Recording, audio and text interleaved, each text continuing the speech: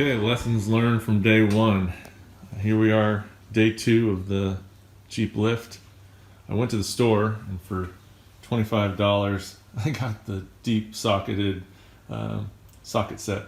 So there, I won't bust my thumb. I mean, this thing, you can see it's bright red and black, so it hurts. So for 25 bucks, I'm going to be able to torque all the fittings, all the bolts to the specs.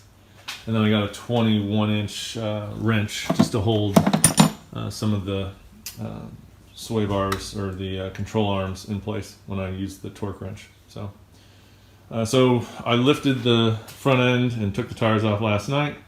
So next steps, just release all those cable mounts and loosen everything up before we drop it down to remove the spring and the shocks. Oh, and I also learned to film in the wide screen. When I dropped in day 1, I noticed they were all vertical, so you don't get the nice wide view when I put it into my editing. All right, first thing, on the passenger side, trying to take the shock out. And if you look up here, there was a plastic motor or engine block, and it was straight up to here, maybe because I have the chassis up so high, but I just took a little handsaw and just cut up, 1.5 inches, and now you can see that bolt's right there. So it's gonna be a lot easier for me to hold that while I undo the shock. So definitely not in the video, so I wanted to make that clear to everybody how I did it. Okay, so we got the shocks out. This was really good, so I just took a screwdriver and a hammer, and this was all just like serrated plastic, so I just broke a little cavity, and then that was totally exposed. So that was really good. And then the other thing was I had 2 wrenches. I had to break the initial seal or tension. Once I did that, I stopped. I put my really good wrench at the top, and I just twisted the top of the shock as they show in the video, and that was a lot easier. Just hold the nut in place with the wrench and then use your hand to twist that shock until it disengages. So both sides, the driver's side was kind of tough. There wasn't anywhere to eat away at the cavity, but there was a place I could drop a wrench. It was just almost perfect size, but definitely tricky to hold that nut. But as soon as you get it, then you just start twisting it with your hand, and that makes it a lot easier. So the bottom was a piece of cake. Now I'm going to, I think, take off all the brake lines and release those before I lower the front. All right, so now we've released the brake. This thing pops out just like they show in the video. I'm telling you, everybody, these quick release, or they're just the release for the Swaybar, they are the toughest ones. Same as the back. They don't come out easy, and they're long threads, so it's like, without having an air gun or a power tool, it takes a long time. But after you get the top one off, the bottom one comes off real easy. And so now, next step is to lower it. Everything is out of the way. Should be able to lower it and get this spring out. Okay, one thing I learned, and we're at like 1:10, so about an hour. But I went to lower it, and as you can see, I didn't take the wood out this time. That was a mistake, because I needed those 2 inches. So I dropped it, and the springs didn't loosen enough. So I need the other jack to do the extensions for the bump stop. I saw a video that had that, so I figured I'd grab it anyways. I dropped it over on the front pumpkin, pushed it up. It's taken my jack off, so I can pull that. I'm gonna drop the wood out of it and then go back up and then lower it where I think is the middle. But that was a recovery because I was nervous that my springs weren't going to pop out. So good catch there. So okay, springs are out. So I did that jack transfer, but once I got to this level, it's not going down anymore. So I don't know if I have to maybe release some of the control arms. I got them out. So I don't want to do that. I want to leave everything tight the way it was. One trick, when I was taking these out here, I just got them to where they came over this bar, and then I just twisted them, and then they slowly threaded their way out, because it was not 100% clear.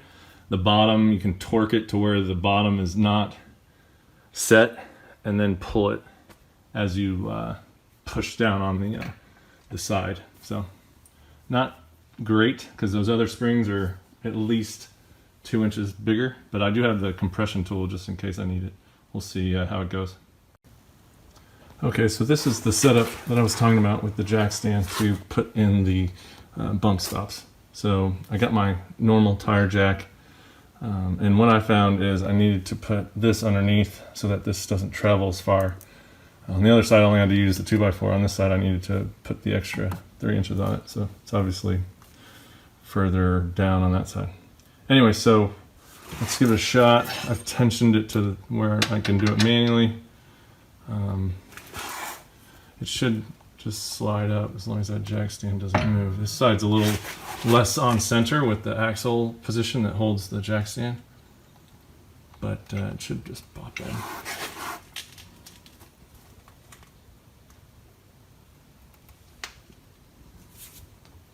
It's a little hard to do while I'm filming.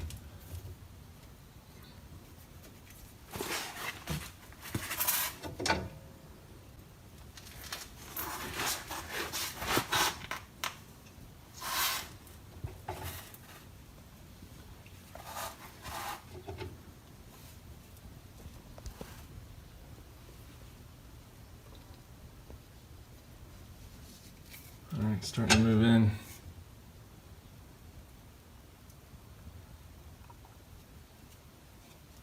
A little bit. There it goes. So just it's really a two-person job to film, but it popped in. Just give it a couple more turns. Make sure.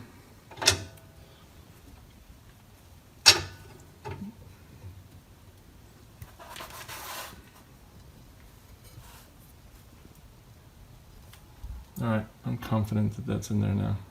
So again, we're right around 130, and we've got pretty much everything out. Bump stops installed. So when we get back, we'll do the springs and the shocks. Okay, I just finished up lunch. I watched the video again. You know, the guy with the huge jack stands and professional lift, everything, said him and another guy struggled to get the springs on. He said he would use the spring compression tool if he did it again. So I have one. I'm going to do it. So it might be a good one to put on the internet. But yeah, you can see I put the old bump stop into the extension. So we're ready to go. But yeah, I don't want to wrestle with the springs. I'd rather just compress them and have less of a stress putting them on. So I'll document that. So getting started, and just have the springs and then the shocks, so it should be fun. Okay, we just went through quite an ordeal. So we use the compression springs. You can see the spring compression tool, but I didn't know how much I'd have to compress it. I mean really compressed it. And then I was pretty much having my son or me stand on the axle to drop it. We finally got it through. The thing it was stuck on is the bump stop, that plastic or rubber. Once I got past that, it's a piece of cake, but you need to really drop it. And I mean, it was compressed almost completely. So hopefully I didn't damage it, but I'm sure I didn't. But that was it. So the other side should be easier because there's less around the bottom, but we'll see. But at least this time I'll compress it more. But we're home free. Okay. Yeah, so this spring compressor, very, very valuable. The other side, the driver's side, was easy peasy, but you just need to crank those things super tight. I mean, I had like 4 or 5 inches off of the end, so it was like halfway in. So definitely use it. As I said, here you have all those bars over there preventing you from completing it, but if you go to the driver's side, which is what they do, there's nothing there. So it just slid in. So that one was, you have all that room over here to just move it, pop it in. It's really just getting past the bump stop. Once you get past that, you're good. So all done. Now for the shocks. Oh, time check. Lord knows what time it is. It is 3 o'clock, so 3 hours. All right, it's 3:50, so plus the 30-minute lunch, so it's a little over 3 hours, 3.5 hours. But a couple things. So this, they didn't send the front brake extension bracket, and I saw a bunch of posts on that. So that sucks, because this is not going to go back in there. I mean, I could get it in there, but it's super tight. So I'm going to decide whether I make a bracket. It basically just has to be a 3-inch piece of strong metal to hold it in place, or just hold off and get one from them. So everything else is good. I just need to do the quick release. I have the quick release parts that I purchased, so a little different than the standard where I switch the back to the front. So I have the 2-inch, 2.5-inch lift kit quick disconnects. So I'm going to do that now.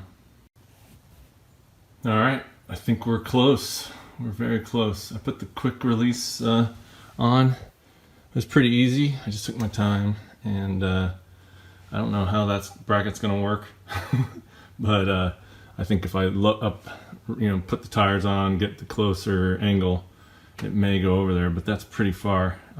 That quick link is a little short, so we'll see how that works. But yeah. I have to find out what to do with this. So I might attach it today, if I can, and then maybe buy the extensions from before I go. We're all shelter in place right now, so it's not like I'm going to go four-wheeling. So maybe I attach it to the frame, get the extensions when they come in, try to get them in. So, all right. Okay, a quick update from that last one. I actually did lift it up because I had dropped it for the springs and everything and the shocks.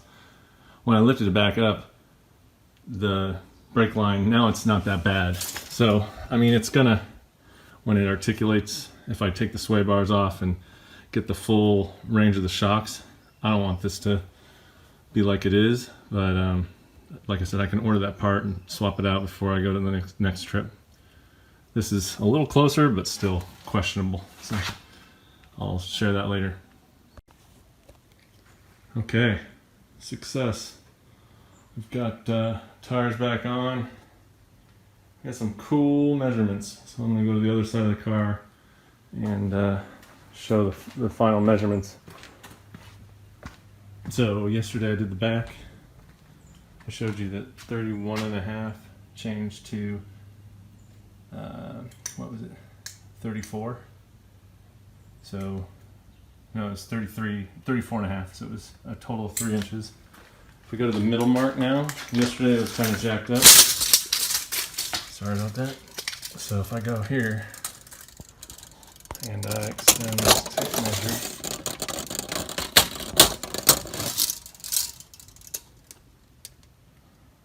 to 23 3/4, it's now 26 1/4, 26 1/2.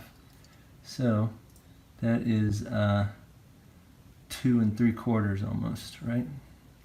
So 2 3/4 lift in the middle, which is exactly 2.5 inch lift. Front's a little jacked up. I don't get this. So it's 22 3/4. So 2.5 would be the same. It would be, but I'm at 26 1/2. So I'm a little concerned about that one. So we'll drive slowly. But overall, I mean, it looks great. It took, right now, it's, I don't know, probably 5.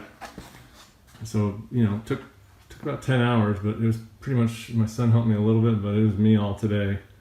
And I was able to get it done. And again, lots of room for 35 inch, or moving from the 33 to 35s once these treads wear out, or I get some money to fall in my pocket. But it turned out great. it was a lot of fun. I like challenges. This was definitely a physical challenge, mental to keep up with all the steps, but I got the quick disconnects. I got more clearance underneath my car. I'll be able to go out and try some different obstacles now. So hope you like it.